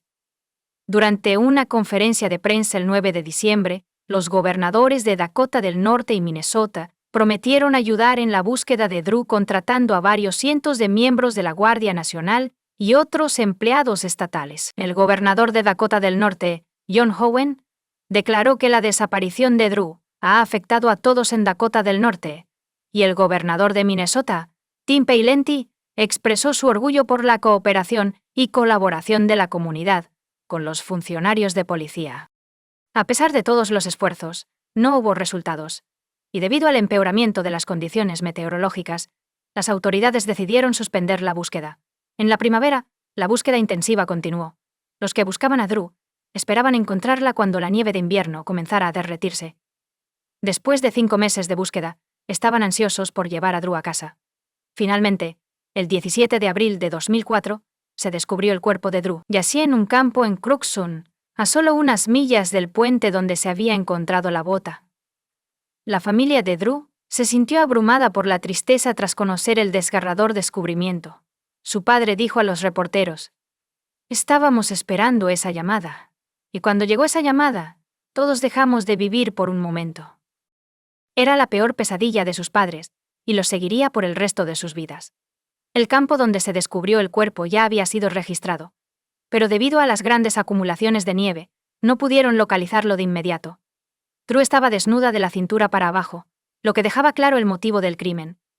Sus manos estaban atadas detrás de su espalda, con una cuerda alrededor de su cuello y un corte. Bajo la cuerda había restos de una bolsa de plástico, lo que indica que la bolsa había sido colocada sobre la cabeza de Drew y luego atada alrededor de su cuello como una cuerda. Se encontraron cabellos que coincidían con el ADN de Rodríguez en la chaqueta de Drew. Antes de su muerte, la joven había sido brutalmente golpeada y apuñalada repetidamente. El médico forense identificó 3 posibles causas de su muerte. Fue asfixia debido al corte en su cuello o hipotermia, la tercera posible causa. Después de meses de silencio, la familia de Drew finalmente pudo despedirse de ella el 24 de abril de 2004. A la ceremonia de duelo asistieron aproximadamente 1.500 personas. Dakota del Norte, donde Drew fue secuestrado, abolió la pena de muerte en 1975, y Minnesota, donde se descubrió el cuerpo, tampoco la utilizó como castigo. Sin embargo, debido a que Drew había sido transportada a través de las fronteras estatales, el crimen fue considerado un delito federal, y por lo tanto la Fiscalía tenía la autoridad para buscar la pena de muerte contra Rodríguez. El 30 de agosto de 2006, Alfonso Rodríguez Jr. fue condenado en el caso de Drew, y el jurado recomendó que se le impusiera la pena de muerte el 8 de febrero de 2007. Durante la audiencia, el juez Ralph Erickson le dijo al no confesado Rodríguez que sus acciones sin sentido y violentas hicieron difícil la decisión del jurado. Alfonso Rodríguez Jr. se convirtió en la primera persona condenada a muerte en Dakota del Norte en casi un siglo. El 28 de junio de 2013, después de 6 años en el corredor de la muerte, Rodríguez confesó haber secuestrado y asesinado a Drew. Sin embargo, la historia no termina aquí. Ralph Erickson, el juez de distrito que condenó a muerte a Rodríguez, se convirtió en juez del Tribunal de Apelaciones de EU y a la edad de 21 años, anuló su propia condena de Rodríguez y ordenó una nueva fase de sentencia. La culpabilidad de Rodríguez es indiscutible, como lo demuestra una variedad de pruebas de ADN. En este caso está en juego la pena de muerte. Erickson anuló la sentencia de muerte citando, entre otras cosas, la falta de los abogados defensores para examinar adecuadamente la salud mental de Rodríguez y el testimonio del experto forense Michael McGee, que el juez admitió que lo engañó. Este es el testimonio del experto que afirmó que Rodríguez violó la integridad sexual de Drew dentro de las 24 a 36 horas posteriores a su secuestro. No había evidencia directa que respaldara esta afirmación, como el fluido seminal de Rodríguez en el cuerpo de Drew. Según el juez, el experto expresó una opinión que no estaba respaldada por los hechos, lo que engañó al juez e influyó en su decisión. No obstante, al anular la sentencia de muerte, Erickson señaló que incluso en ausencia de Rodríguez y su fluido seminal, las circunstancias en las que se descubrió el cuerpo de Drew, desnuda de la cintura para abajo con las manos atadas detrás de su espalda, indicaban un crimen motivado sexualmente. El juez Erickson declaró que la falta de examen de la salud mental de Rodríguez, tanto en general como en el momento de su crimen, violó sus derechos constitucionales. Después de que Rodríguez murió, su sentencia fue anulada. La oficina del fiscal federal emitió un comunicado indicando que volverían a buscar la pena de muerte para él. Sin embargo, 2 años después, en 2023, los fiscales abandonaron sus planes y aceptaron la sentencia de muerte de Alfonso Rodríguez, que fue conmutada a cadena perpetua sin posibilidad de libertad condicional. Los Estados Unidos de América emitieron una declaración al respecto a través de Max Schneider, fiscal de los Estados Unidos para el Distrito de Catawba del Norte, retirando el aviso de intención de buscar la pena de muerte contra el acusado Alfonso Rodríguez Jr., que se presentó el 28 de octubre de 2004. Schneider afirmó en una presentación judicial del 14 de marzo que los Estados Unidos ya no buscarán la pena de muerte en este caso. Mis pensamientos hoy están con la familia de Drew Shodin, especialmente con sus padres, Linda Walker y Alan E. Shodin, Sid Schneider. Son personas genuinamente buenas y padres amorosos que, tras una pérdida inimaginable, han trabajado estrechamente con nuestra oficina durante casi 2 décadas. Seguimos deseándoles el mayor nivel de paz posible. También me gustaría felicitar al equipo del juicio, que incluyó al exfiscal estadounidense Drew Grigley, así como a los abogados de apelaciones de nuestra oficina y al personal de apoyo. Han mantenido consistentemente los altos estándares del Departamento de Justicia a lo largo de las últimas 2 décadas con su trabajo en este trágico caso. Como resultado de sus esfuerzos, el señor Rodríguez ha sido condenado por asesinato y así seguirá. La directiva de retirar el aviso de muerte ha alterado la forma en que la oficina del fiscal de los Estados Unidos manejará este caso. Lo que no cambiará es que el señor Rodríguez morirá en una prisión federal. Este caso provocó cambios en las leyes de registro de delincuentes sexuales.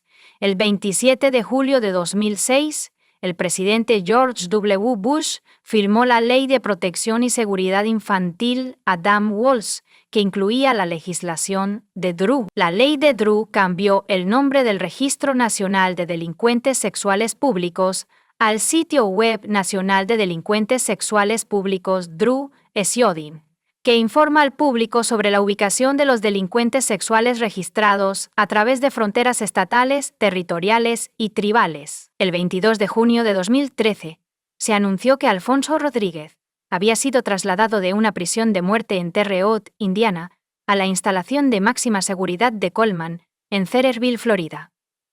Este parece ser su lugar de descanso final. Comparte tu opinión con nosotros en los comentarios y suscríbete al canal para más.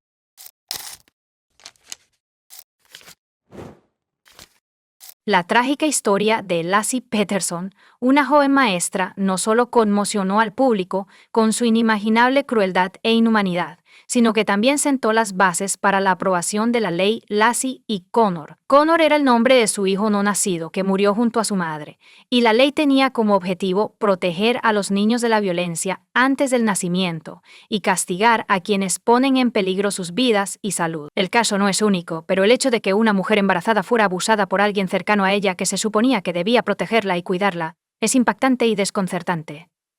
Se han producido varios documentales de televisión sobre el caso. A pesar de las pruebas circunstanciales y controvertidas, nadie cuestionó la culpabilidad del acusado. Y él, en todas sus comparecencias, demostró que no siente remordimientos ni arrepentimiento por lo que hizo. Esta es una de esas historias que te ponen la piel de gallina. Pero intentemos averiguar cómo el tipo que era considerado un modelo de familia decidió cometer tal atrocidad. ¿Quién era Laci Peterson? Laci Denise Peterson, de Soltera Rocha, nació en mayo de 1975 en Modesto, un pequeño pueblo en la parte central de California. Dennis Rocha y Sharon Anderson se conocían desde la secundaria, y su romance adolescente resultó en matrimonio y el nacimiento de 2 hijos, Brandon, el mayor, y Laci, la hija. Curiosamente, la madre nombró a su hija en honor a una reina de belleza local que admiraba. La familia poseía su propia granja, así que los niños aprendieron a trabajar en los campos y cuidar de los animales desde una edad temprana. La niña estaba extremadamente unida a su madre. Trabajaron juntas para crear un hermoso jardín lleno de flores y árboles frutales. Entonces Laci consideró vincular su vida futura a esta ocupación y seguir una profesión especializada. Cuando los niños aún eran pequeños, la familia enfrentó una crisis, y por mucho que el cónyuge intentara, no pudieron salvar el matrimonio y pronto se divorciaron. Por mutuo acuerdo, Los niños continuaron viviendo con su madre en su ciudad natal. 2 años después, Sharon se volvió a casar. Su elegido fue un amigo de la infancia llamado Ron Grant Ski. Ron trataba a los hijos de su esposa como si fueran propios y de hecho reemplazó al padre biológico, quien no mostró interés en la vida de los herederos tras el divorcio. La niña incluso empezó a llamarlo papá. Unos años después, la pareja tuvo una hija llamada Emily. Lacey, quien creció para ser una chica amable, sociable y abierta. Siempre tuvo un gran grupo de amigos.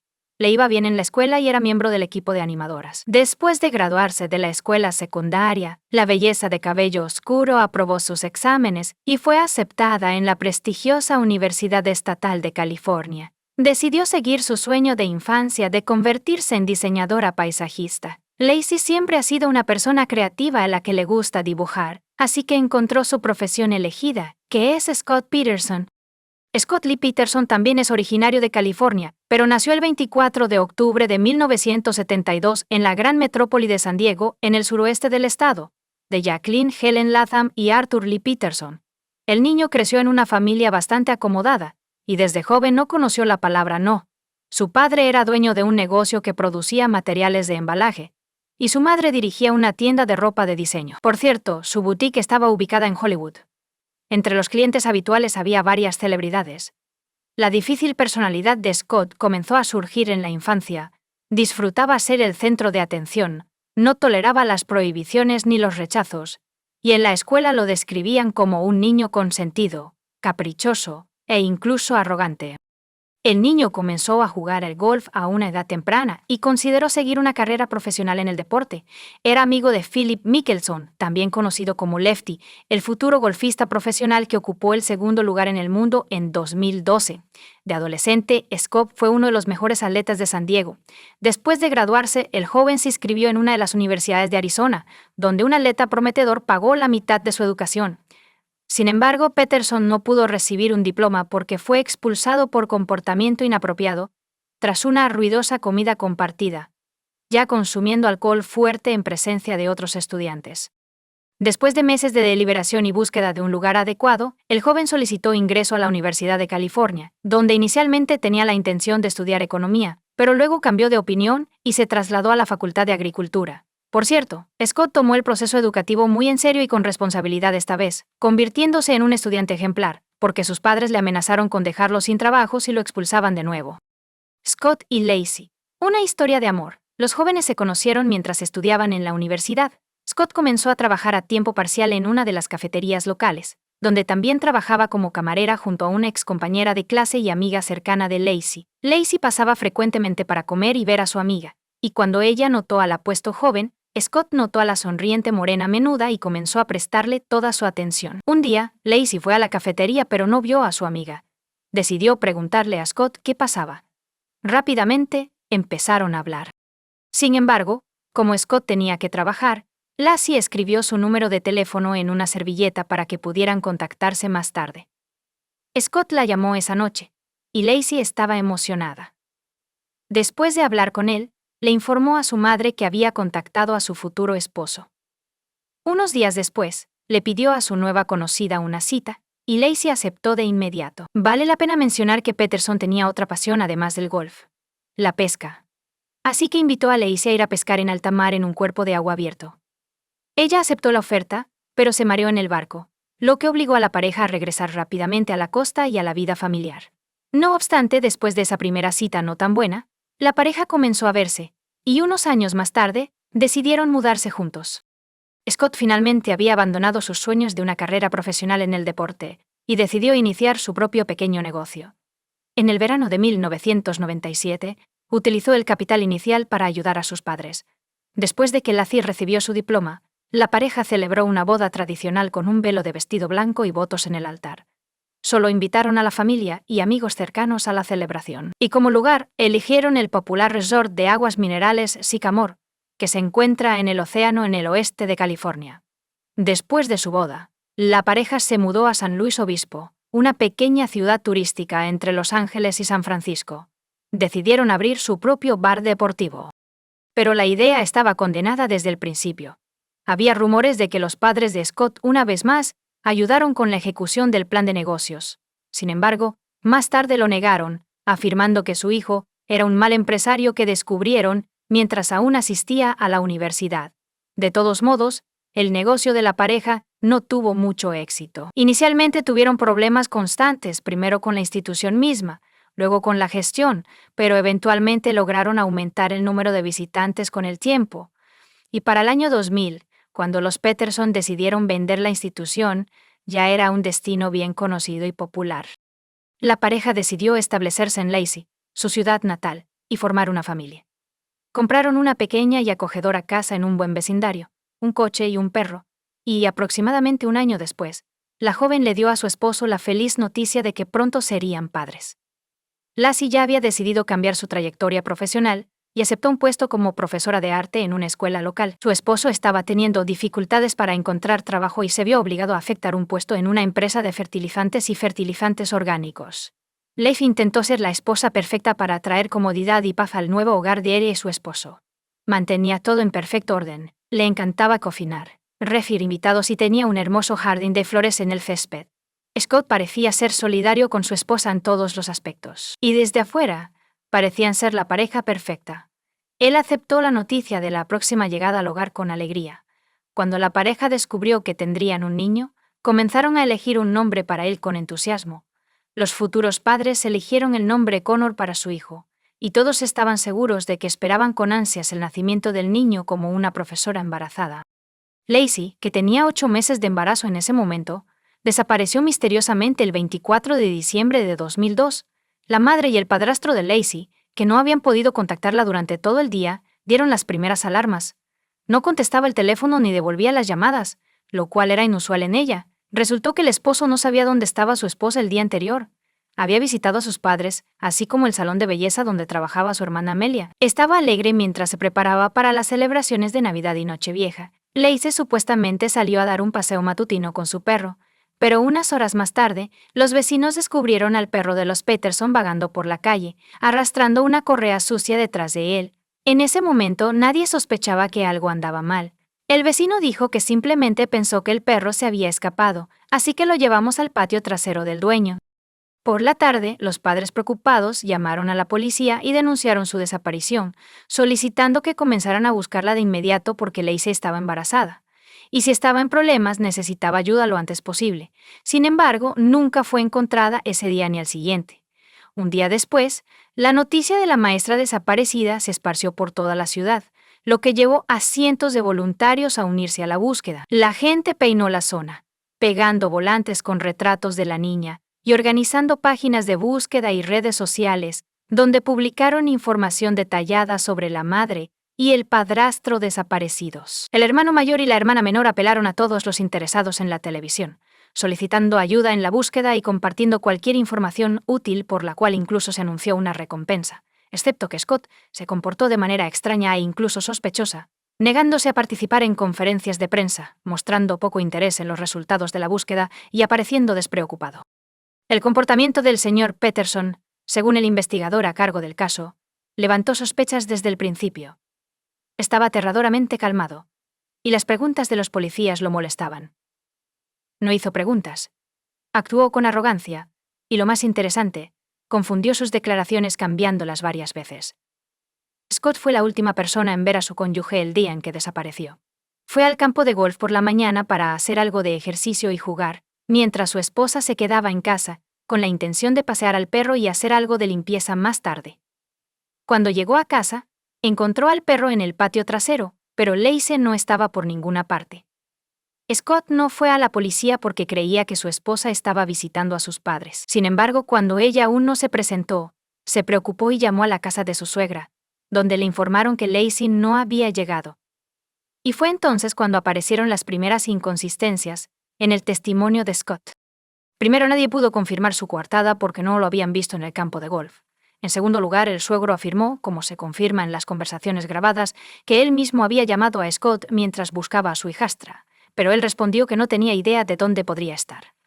Peterson luego cambió de táctica abruptamente, afirmando que había cambiado de opinión sobre jugar al golf y que en su lugar planeaba ir a pescar a un lugar apartado en el puerto de Berkeley. Explicó la confusión sobre las llamadas telefónicas, diciendo que todos los familiares estaban nerviosos y no podían recordar quién había llamado a quién o cuándo durante la inspección de la casa de la pareja. Se descubrió un detalle extraño y aterrador. El bolso de Lacey, que contenía las llaves de su casa, su teléfono y algo de dinero en efectivo, había desaparecido. No habría salido de casa sin al menos llevar a su perro a pasear por el parque cercano. ¿Cómo cerraría la puerta principal? Esta matiz era alarmante, levantando sospechas de que Lacey no había desaparecido en la calle, sino desde su propia casa. Un descubrimiento espeluznante. El 13 de abril, casi 4 meses después de que la profesora embarazada desapareciera, unos pescadores locales notaron algo extraño en las rocosas costas de la bahía de San Francisco y decidieron investigar más a fondo. Resulta que su atención fue atraída por el cuerpo de un bebé que había llegado a la orilla. El cuerpo del niño apenas estaba descompuesto, pero estaba muy desfigurado. Aparentemente como resultado de que el cuerpo fue golpeado por las olas contra las rocas durante bastante tiempo, su cordón umbilical parecía haber sido desgarrado en lugar de cortado.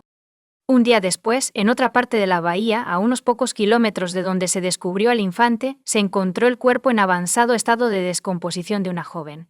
El cadáver estaba tan desfigurado que no era inmediatamente identificable como restos humanos. Pero el aspecto más espeluznante era que el cuerpo no tenía cabeza y le faltaban la mayoría de las extremidades. Solo quedaban algunos fragmentos de ropa en el cuerpo, incluyendo un sujetador especial de maternidad. Simplemente era imposible identificar el cuerpo, así que solo las pruebas de ADN pudieron determinar que pertenecía a la maestra desaparecida. Según los criminalistas, el bebé estaba bien conservado porque estuvo en el útero todo el tiempo, pero el cuerpo rechazó al feto durante el proceso de descomposición. Según testigos que descubrieron al niño, algo extraño que parecía una cinta o cuerda estaba envuelto alrededor de su cuello, y tenía un gran corte en su cuerpo. Aunque los resultados de la autopsia nunca se hicieron públicos oficialmente, los expertos afirmaron que la herida fue causada por una ola que golpeó el cuerpo contra una roca afilada, y que la soga alrededor de su cuello era simplemente basura. Scott evadió la captura durante la investigación y la búsqueda. Además, los padres de Lacey defendieron activamente a su yerno durante los primeros días, describiéndolo como un esposo ideal y su matrimonio como feliz, y basado en el amor y la confianza. Pero cuanto más aprendía la policía sobre este hombre, más sospechoso les parecía. Peterson comenzó a engañar a su esposa casi inmediatamente después de la boda, incluso antes de que la pareja se mudara a Modesto. Más tarde, tuvo numerosas amantes con las que mentía sobre no estar casado o haber enviudado recientemente. Así, en el otoño de 2002, Scott tuvo una cita a ciegas con una encantadora rubia llamada Amber Fry. La chica trabajaba como enfermera y criaba sola a su joven hija. Buscaba una pareja de vida que amara y aceptara a ella y a su hija, y Scott era guapo y educado. Ella sabía que los sentimientos eran mutuos. Scott casi inmediatamente admitió que recientemente había enviudado, y que la próxima Navidad sería la primera sin su amada esposa fallecida. Amber lo consoló lo mejor que pudo, y a partir de ese momento, se comunicaron casi a diario. Scott pronto le dijo a su amante que podrían mudarse juntos después de las vacaciones, y la pareja comenzó a planear su futuro juntos. Es cierto, Scott declaró que nunca ha querido tener hijos propios y planea someterse a un procedimiento de esterilización conocido como vasectomía, pero también estaba preparado para criar a la hija Amber como si fuera suya. Todo iba bien hasta que Amber vio por casualidad un reportaje en la televisión sobre la desaparición de una profesora local embarazada. A pesar de que el esposo de la mujer desaparecida no dio una entrevista ni apareció frente a las cámaras, la transmisión mostró fotos de ella y Lacey juntos, y Amber reconoció a su amante. Otra característica intrigante fue el drástico cambio en la apariencia de Scott tras la desaparición de su esposa, que incluía dejarse crecer la barba y decolorarse el cabello naturalmente oscuro de la cabeza y la cara. Amber no podía creer lo que estaba viendo y esperaba que todo fuera un sueño. Sin embargo, pronto se dio cuenta de que estaba saliendo con el mismo chico. Fue directamente a la policía y les contó todo. Incluso aceptó grabar sus conversaciones telefónicas. Amber se preguntaba por qué Scott le había dicho que era viudo un par de semanas antes de que su esposa desapareciera, pero debió haber sentido que algo estaba mal, a pesar de su evasividad. Tan pronto como se encontraron los cuerpos de la madre y el niño fallecidos, surgió la cuestión de arrestar inmediatamente a Scott como el principal sospechoso. A pesar de que la investigación carecía de pruebas contundentes, había una buena posibilidad de que Scott intentara salir del país. De hecho, eso era exactamente lo que planeaba hacer.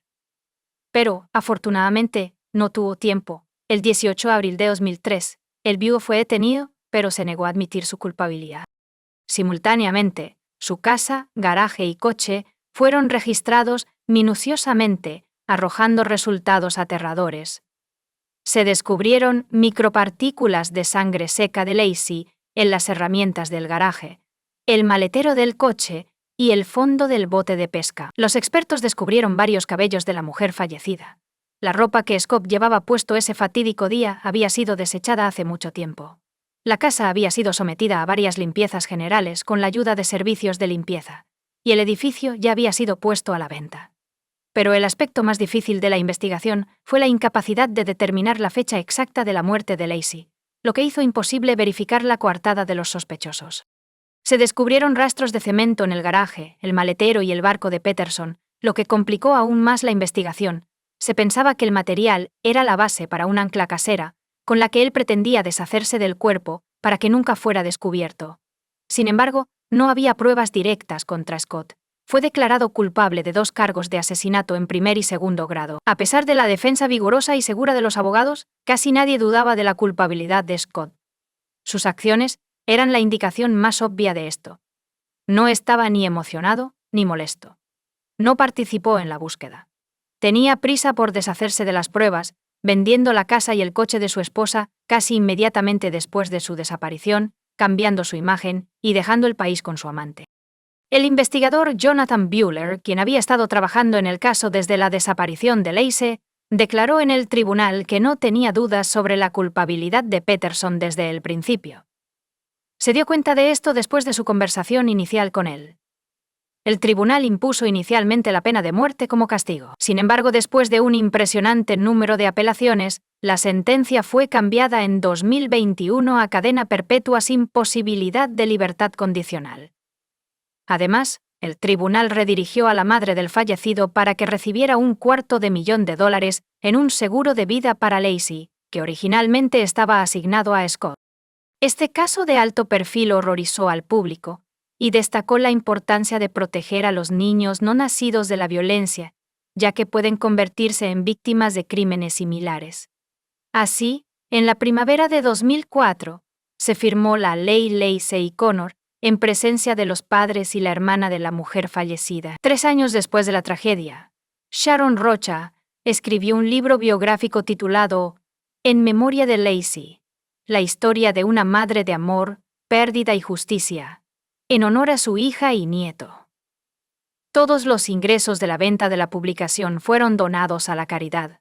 El libro fue uno de los más vendidos en no ficción en Estados Unidos. El padrastro de Lacey, el esposo de Sharon, murió de un ataque al corazón en la primavera de 2018, justo antes de otra audiencia judicial. Fue enterrado junto a su querida hijastra y su nieto. Por cierto, el padre de Lacey murió en diciembre del mismo año. Comparte tu opinión con nosotros en los comentarios y suscríbete al canal para más.